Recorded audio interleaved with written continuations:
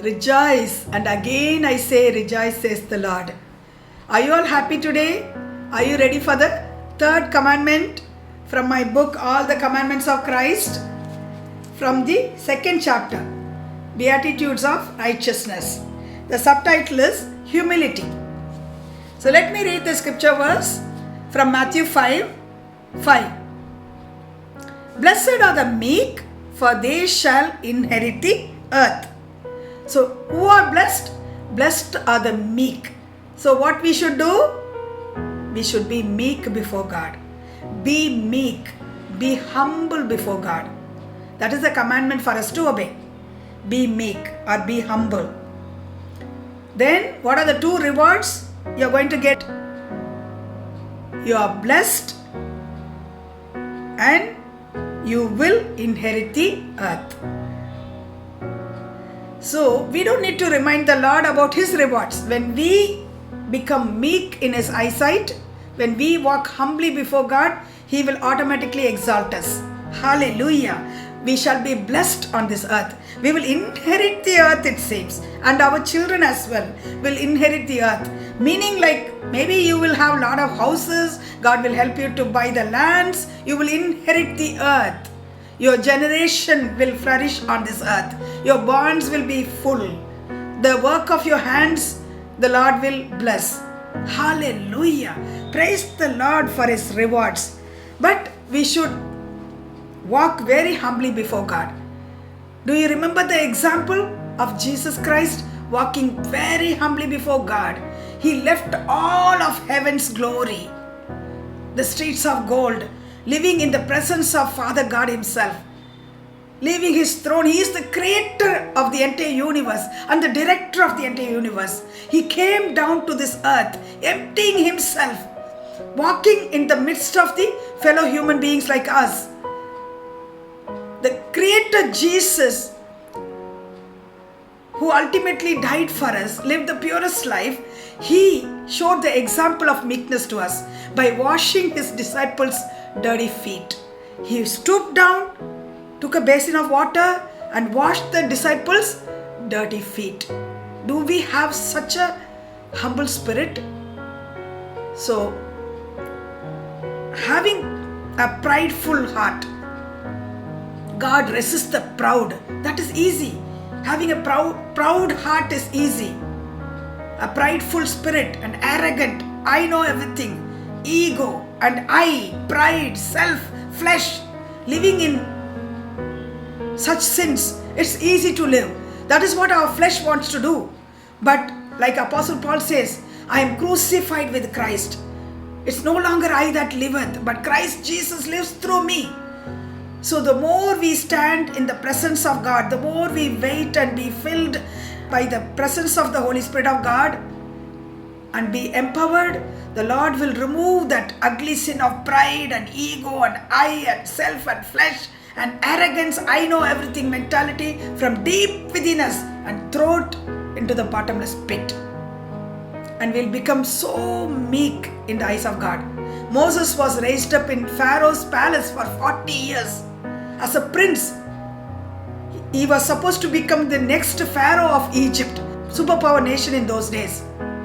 But next 40 years, God made him clean up the cow poop and take care of the flocks of his father-in-law. He had to stay in his father-in-law's house in Midian for 40 years because it took Moses to die to self and crucify his arrogance and I and self and pride on the cross. It took him 40 years and he became the meekest man on earth. So God could do so many miracles. The Lord even divided the Red Seas through him and made 2 million people walk through the dry ground. And God revealed Himself to Moses. Moses saw God face to face. Who else is like my prophet Moses, says the Lord. I will reveal myself to him, says the Lord. And to Moses, God revealed all of Genesis. Can you believe how He created the heavens and the earth? How He created the animals, how He created the trees, how He created the fish in the sea, how He created all the birds in the skies.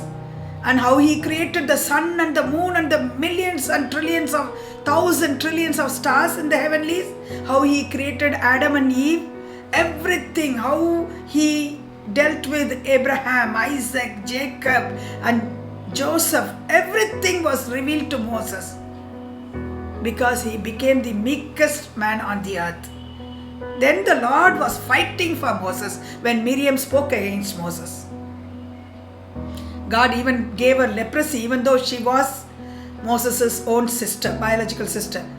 Who's daring to speak against my son Moses, my prophet Moses? Because the Lord knew the price he had paid behind the scenes, and he did bring 10 plagues upon the Egyptians and upon the nation of Egypt, the superpower nation in those days, and brought nearly 2.5 million people freeing from the hands of Pharaoh and from Egypt towards the promised land. Hallelujah. Thanks a trillion. Shall we ask the Lord to fill us with His meekness? Lord, fill us, Lord. Fill your children with the spirit of humility, Master. Fill us all with the spirit of meekness, Lord. Like how Moses died to his self, Lord, but it took him 40 years, Lord. So we should strive to obey this commandment of yours, and the meek person will be exalted by you, Master. If we want everything we touch be blessed by you, Master, and if we want to inherit the earth, then we should walk a humble life before you. Lord, fill us all with the spirit of humility, Lord. Teach us humility, Master. Help us to teach our children the spirit of humility and not walk in pride, oh Father. For God resists the proud, Master.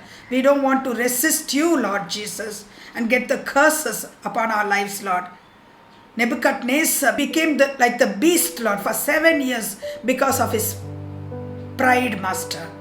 I built this Babylon, he said, in his heart or before God, and God heard it. And God made Nebuchadnezzar, the king of Babylon, live like a beast for next 7 years and humbled himself. His own nation, all the people in his nation forgot about him for 7 years. God allowed that to happen to him. So God resists the proud. So Lord Jesus, fill us with your mighty Holy Spirit of God and give us that spirit of humility.